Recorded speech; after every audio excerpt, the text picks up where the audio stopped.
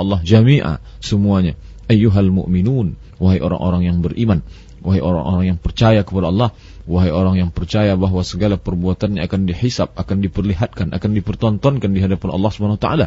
La'allakum tuflihun, mudah-mudahan kamu mendapatkan kemenangan dari Allah Subhanahu wa taala. Dalam ayat yang lain, surat Hud ayat 3, Allah berfirman, "Istaghfiru rabbakum", memohon ampunlah kamu kepada Tuhanmu, "tsumma tubu ilaih", kemudian kembalilah kamu kepada Allah dengan bertaubat, taubatan nasuha. Kemudian dalam surat At-Tahrim ayat yang ke-8 Allah berfirman, "Ya ayyuhalladzina amanu", hai orang-orang yang beriman, "tubu ilallah", bertaubatlah kepada Allah, taubatan nasuha, dengan taubat yang sebenarnya, yang dikenal dengan istilah taubatan nasuha. Sahabat Rabbani yang dimuliakan Allah Subhanahu wa taala, jika demikian halnya, maka taubat merupakan bagian dari ajaran Islam yang mesti dilaksanakan, karena manusia tak lepas dari silap dan salah. Dalam hadis disebutkan, dalam ungkapan pula disebutkan bahwa manusia itu tak lepas dari al-khata' wan nisyan, silap, salah, lupa dan salah. Oleh sebab itu, kalau ada manusia merasa dirinya suci, merasa dirinya bersih, maka dia sudah melepaskan diri dari kodrat dirinya. Atas dasar itulah, karena manusia itu tempatnya silap dan salah, lalu manusia sadar akan kesilapan dan kesalahannya, maka dia mesti mensucikan diri dengan cara bertaubat. Agama Islam tidak mengenal yang namanya reinkarnasi, bahwa kita akan masuk kepada binatang lalu disucikan dengan penyiksaan, dengan penderitaan. Kesucian manusia yang dikotori oleh perbuatan dosa, maka disucikan dengan cara bertaubat kepada Allah Subhanahu wa ta'ala. Allah Subhanahu wa ta'ala membuka pintu taubat seluas-luasnya.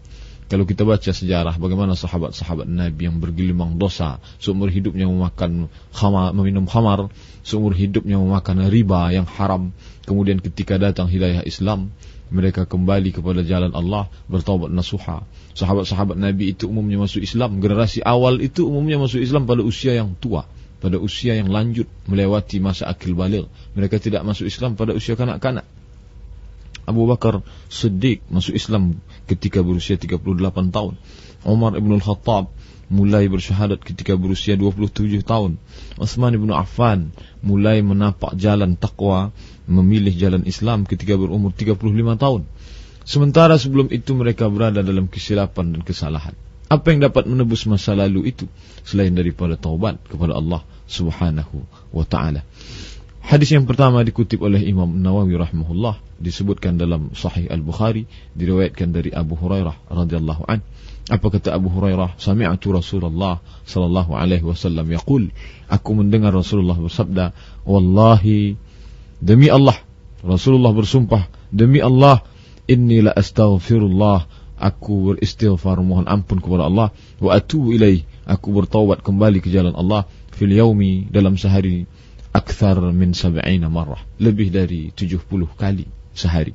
Dalam hadis riwayat Muslim, diriwayatkan dari Al-Aghar bin Yasar Al-Muzani, Rasulullah SAW bersabda, ya ayuhan nas, wahai manusia, tubu ilallah, bertaubatlah kepada Allah, wastaghfiruh, mohon ampunlah kepada Allah, fa inni atubu fil yaumi 100 marrah, sesungguhnya aku bertaubat kepada Allah 100 kali sehari semalam. Kemudian para ulama mengkaji hadis ini.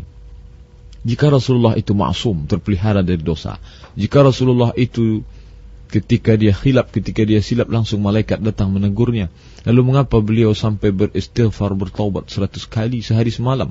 Apa yang membuat beliau bertaubat? Dosa apa yang beliau mohonkan kepada Allah, padahal kedudukan beliau dijamin masuk surga? Oleh sebab itu, makna ungkapan Nabi beristighfar 100 kali, maknanya dosa Nabi bukanlah berzina, dosa Nabi bukanlah meminum khamar, dosa Nabi bukanlah ghibah dan namimah, tapi Nabi menghitung hal-hal yang kecil, remeh-temeh pun dianggap sebagai dosa. Sekali saja Rasulullah SAW lalai, maka itu sudah dianggap sebagai dosa kepada Allah Subhanahu wa ta'ala. Oleh sebab itu dia segera berzikir, dia segera bertaubat, segera beristighfar, mohon ampunan Allah. Andailah begitu cara pandang kita melihat dosa, mungkin kita selama ini merasa diri sudah suci dengan ibadah kita, karena kita tidak minum khamar, kita tidak berzina, kita tidak melakukan ghibah, gosip, lalu kita anggap diri kita suci. Padahal berapa banyak waktu yang lalai, hilang, terbuang, tidak mengingat Allah subhanahu wa ta'ala. Oleh sebab itu suri tauladan kita dalam hal kembali ke jalan Allah, contoh utama kita dalam hal memohon ampunan Allah, tak lain tak bukan seperti yang difirmankan Allah, laqad kana lakum